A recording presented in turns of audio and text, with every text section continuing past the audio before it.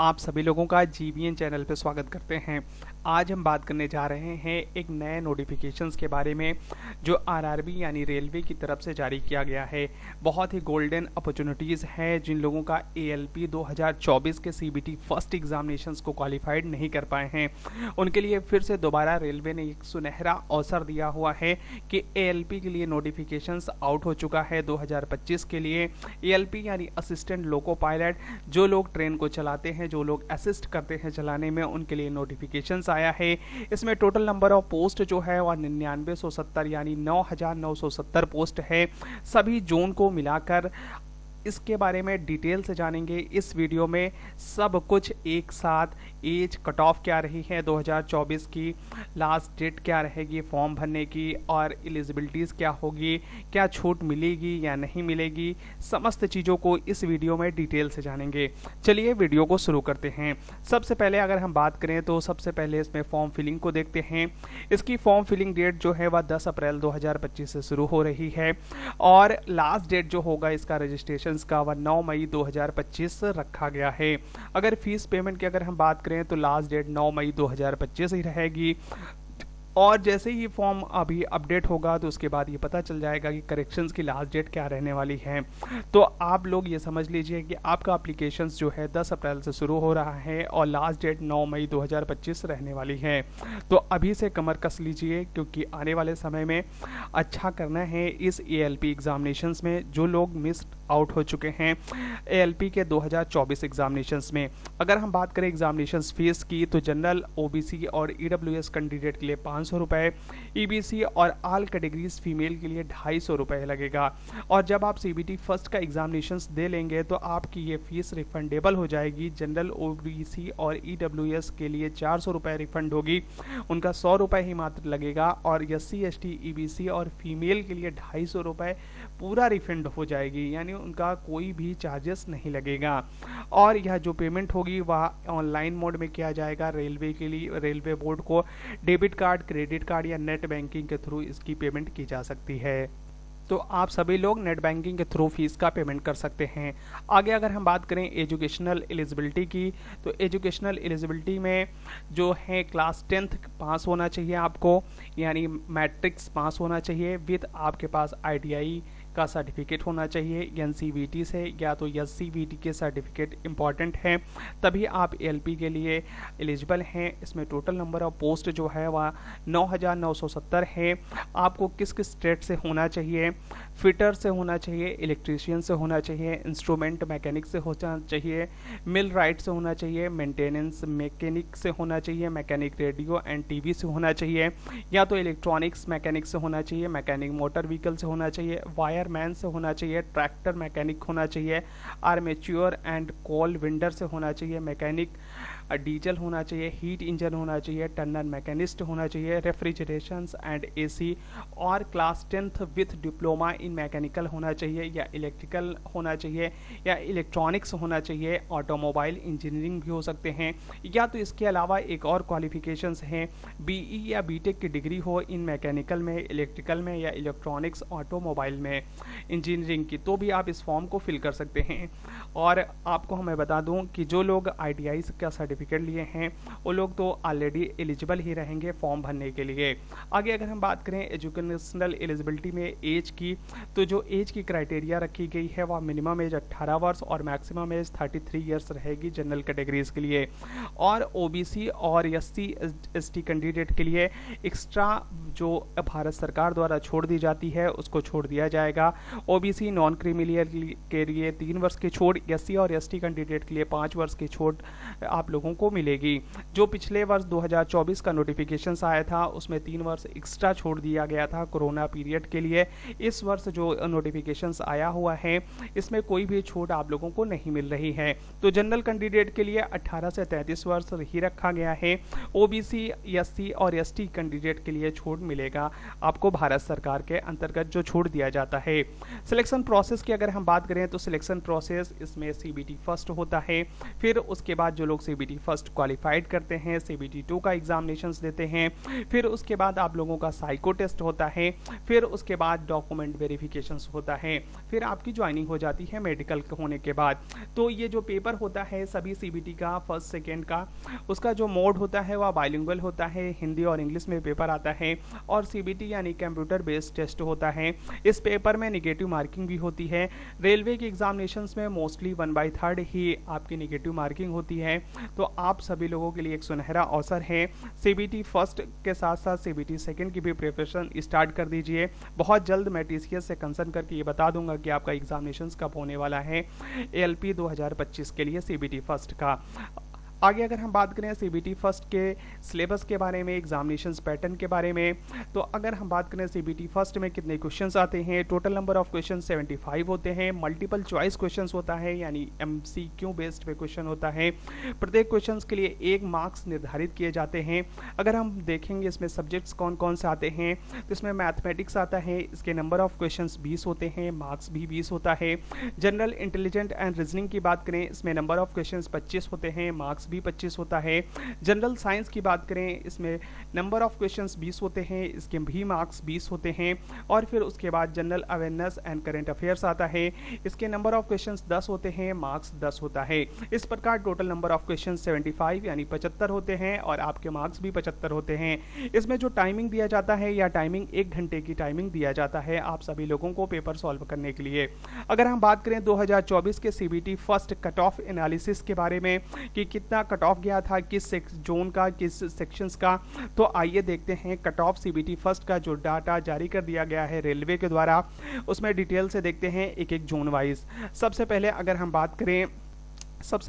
बात करते हैं तो देखिए नंबर ऑफ वैकेंसीज जो है इस बार 2024 में 18,799 वैकेंसीज थी, यानी लगभग दुगनी वैकेंसीज थी, और इस बार सिर्फ 9,000 वैकेंसीज अभी रिपोर्ट की गई हैं। तो इस वजह से लगभग आधी वैकेंसीज हैं इस बार अभी। और जब वैकेंसीज 2024 में नोटिफाइड किया गया था उस बार भी वैकेंसीज कम थी, बाद में नोटिफाइड करके वैकेंसीज को इंक्रीज किया गया था। तो इस बार भी ऐसा हो सकता है कि नंबर ऑफ वैकेंसीज इंक्रीज हो।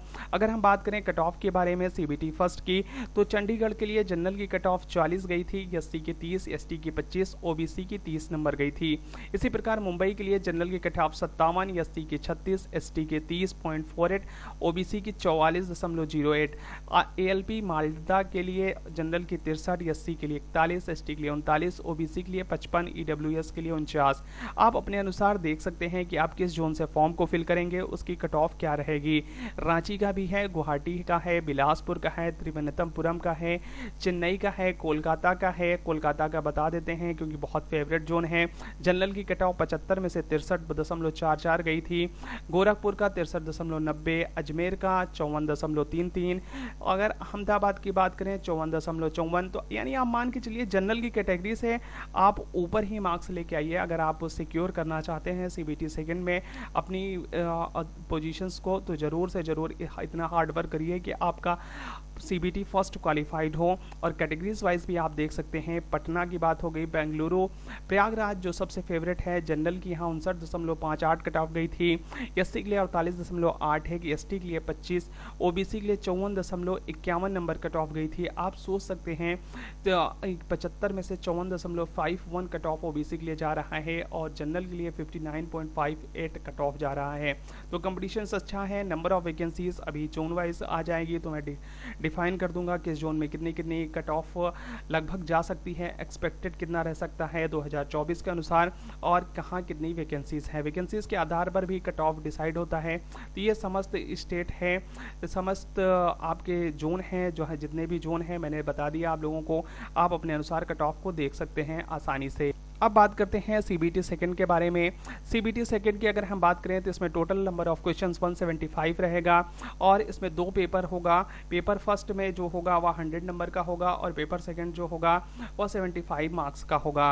इस पहले पेपर के लिए 90 मिनट की टाइमिंग दिया जाएगा और दूसरे पेपर के लिए 60 मिनट की टाइमिंग दी जाएगी। पेपर फर्स्ट एकदम नॉर्मल मोड में होगा जैसे सब लोगों का होगा, और जबकि पेपर सेकंड जो होगा वो रिलेवेंट जो ट्रेड के लोग हैं उनके लिए स्पेसिफिक पेपर होगा। पेपर फर्स्ट में 3 सेक्शंस बटे होंगे, मैथमेटिक्स होगा, जनरल इंटेलिजेंस एंड रीजनिंग होगा, और बेसिक साइंस एंड इंजीनियरिंग होगा। इसके लिए नंबर ऑफ क्वेश्चंस 100 होंगे और मार्क्स भी 100 होंगे। 90 मिनट की टाइमिंग दिया जाएगा। और पेपर सेकंड जो होगा रिलेवेंट ट्रेड से होगा, जिसमें 75 क्वेश्चंस पूछे जाएंगे 75 मार्क्स के, और इसकी जो ड्यूरेशंस की टाइमिंग होगी वह 60 मिनट की होगी। इस प्रकार से अगर हम बात करें, नंबर ऑफ क्वेश्चंस 175 हो गए सीबीटी सेकंड में, और मार्क्स भी 175 होंगे। इसके लिए टाइमिंग आपको 150 मिनट टोटल दिया जाएगा। सीबीटी सेकंड क्वालिफाइड करने वाले स्टूडेंट के लिए साइको टेस्ट किया आमंत्रित किया जाएगा। जो लोग सीबीटी सेकंड क्वालिफाइड करके आएंगे उनको सीबीटी डीटी साइको टेस्ट देना होगा, जो 5 प्रोसेस से होकर गुजरता है, जिसमें आपको मिनिमम 42 मार्क्स तो लाना ही होगा।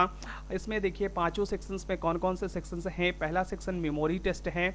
आपको मेमोरी टेस्ट के अंतर्गत यह दिखाया जाएगा, रिकॉल करने की प्रोसेस समझी जाएगी कि कोई भी चीज़ आप कितना जल्दी उसे याद रखते हैं। लिखा हुआ है, this segment test the candidates ability to remember and recall specific details and accurately. वही चीज़ मेमोरी को दिखाने के बाद उसको तुरंत ही पूछा जाएगा कि इसमें क्या चीज़ें निर्धारित किया गया है, कौन सी चीज़ें इसमें है किसी पॉइंट को लेकर, तो आपको बताना होगा। दूसरे नंबर पर फॉलोइंग डायरेक्शंस टेस्ट होगा। इस टेस्ट के तहत आपको बताना होगा कि कितने देर में कहाँ कितना मुड़ाव है, किस डायरेक्शंस में ट्रेन्स को लूप करना है। This is a test that assess the candidates ability to comprehend and follow instructions and directions. जो इंस्ट्रक्शंस या डायरेक्शंस दिया जाएगा उसके बेसिस पे आपका साइको टेस्ट होगा। डेप्थ परसेप्शंस टेस्ट है। एक्सेस द एबिलिटी टू जज डिस्टेंस एक्यूरेटली। आपको ट्रेन के ऊपर रहते हुए अपनी जो डिस्टेंस की एबिलिटी है उसे जज करना है कि कितनी दूरी है, इसे डेप्थ परसेप्शंस टेस्ट कहते हैं। उसके बाद test of power of observations होगा। This test measures candidate ability to quickly observe and compare data under time limits. आपको तुरंत अपने माइंड के अनुसार ये सोचना होगा कितना जल्दी क्या प्रोसेस किया जाए कि ट्रेन की जो गति है उसको कम किया जाए या ज़्यादा किया जाए, और किस सिचुएशंस में क्या चीज़ हैंडल किया जाए। इन सारी चीज़ों को ये साइको टेस्ट के अंतर्गत रखा गया है। परसेप्चुअल स्पीड टेस्ट भी नापी जाएगी। This is a test that evaluates the speeds of candidate ability to match figure quickly. और इसमें कोई फिगर्स होगा जिसका बेंड फॉर्म होगा, कोई एक फॉर्म इधर होगा दूसरा फॉर्म उधर होगा, तो आपको उसे तुरंत जोड़ना होगा। तो इस तरह से सीबीडीटी साइको टेस्ट होगा आप सभी लोगों का, जो लोग सीबीटी सेकंड क्वालिफाइड करने के बाद साइको टेस्ट में जाएंगे। तो अगर हम बात करें इसके बाद फिर आप लोगों का मेडिकल टेस्ट होगा और डीबी टेस्ट होगा, फिर ज्वाइनिंग हो जाएगी। ज्वाइनिंग के बाद अगर हम बात करें सैलरी कितनी रहेगी एएलपी के लिए, तो आप लोगों की आप पे लेवल सेकंड की जॉब है। पे लेवल सेकंड में बेसिक पेमेंट जो होता है 19,900 होता है। तो अमूमन आपकी जो सैलरी होगी वह 30 से 35 हज़ार रुपये के आसपास होने वाली है। और ये सबसे अच्छा मौका है कि आप रेलवे में जा सकते हैं। बहुत ही गोल्डन चांस है एएलपी के लिए, क्योंकि फिर से 10,000 लगभग वैकेंसीज आ गई हैं। एग्ज़ाम होते होते ये वैकेंसीज फिर से लगभग 20,000 के आसपास जा सकती हैं। दुगनी वैकेंसीज इंक्रीज हो सकती हैं। और अगर हम बात करें इस पोस्ट के लिए जो वर्क प्रोफाइल है उसमें क्या रहता है, आपकी जो वर्क प्रोफाइल है, सबसे पहले आप असिस्टेंट लोको पायलट के रूप में चयनित होंगे।